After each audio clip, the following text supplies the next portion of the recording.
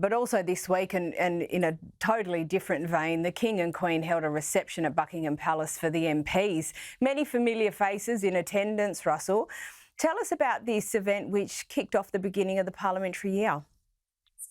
Well, it's been a busy time for the King. You know, he's a bit of a stop-start last year, of course, with his cancer treatment that is still ongoing. He wanted definitely to attend the Auschwitz commemorations, and this is a really important event for him as well, because when there is a new session in Parliament, the monarch of the day invites all the new MPs to Buckingham Palace, and you could see a few of the newbies jostling for position, trying to get their photo opportunity. Nigel Farage was at one side of the room, I was told, and trying to get close to the King. He didn't quite make it. He was talking to the Duke and Duchess of Edinburgh. But in terms of our parliamentary process, this is a really important period in the calendar. It signifies, you know, the monarch's relationship with his new government, and certainly it's great to see King Charles doing these engagements again, because they are coming thick and fast throughout the start of the year. Of course, we've got his trip to Italy coming up as well in the spring. So fingers crossed he'll be fit and fighting fit for that trip, because he'll be looking forward to it.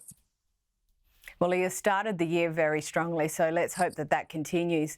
And Russell, on occasion we speculate about whether Harry will make a return to the UK. Now, that rumour has popped up again this week. What sparked it? Well, it's interesting because, you know, as you say, this does crop up from time to time. I mean, of course, we've got a new president, President Trump, in the White House at the moment. He's been pretty vocal about Prince Harry's chances of getting a visa renewed, or, you know, I think he's got bigger things on his plate at the moment. But, of course, we were expecting Harry to be in the UK when he had his trial against newspapers, which he settled out of court on just the first day of the trial. So interesting whether Harry would come back. I don't think he will come back. I think, you know, he does miss the UK, but there are some serious issues at play. He's still got his appeal with the British government, the case that he took to the High Court about his security. He's got a case next year as well against associated newspapers. So it's pretty full on for Harry at the moment. Whether he will come back to see his father, he hasn't seen him in over a year. Surely he'll be missing the opportunity to see his dad, having not come over here for the court case. So I think it's very much a case of watch this space for Harry. Yeah, we're always watching that space, that's for sure. But Russell, a great piece in the Telegraph this week, and I absolutely love this. And it's about the King seeking young ambassadors to keep British heritage crafts alive. Now, the King really is a conservationist in so many senses. What does he have in mind with this initiative?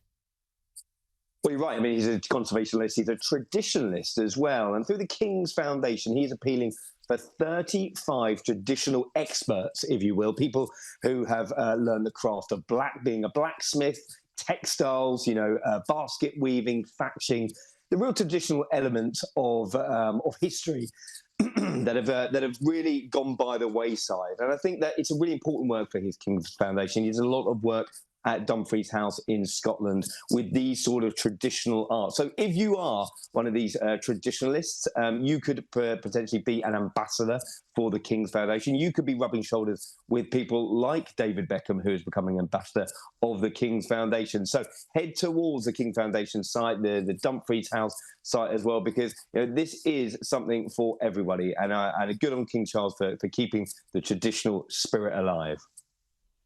It's such a good yarn. And just to finish off on a giggle, well, it's a giggle for me. I thought it was hilarious. The King has asked for a submarine to be renamed so as to not offend the French. Now, we got about 30 seconds. Is this real? It is, incredibly. Apparently, King Charles has got involved. There was a HMS Royal Navy submarine going to be called HMS Agincourt over the English victory over the French in 1415. Charles has got involved. It's going to be called HMS Achilles now. He didn't want to offend his French neighbours, despite it being signed off by his late mother. But, you know, King Charles keeping the peace, shall we say, for this one. Always. Russell Myers, thank you so much for joining us this evening.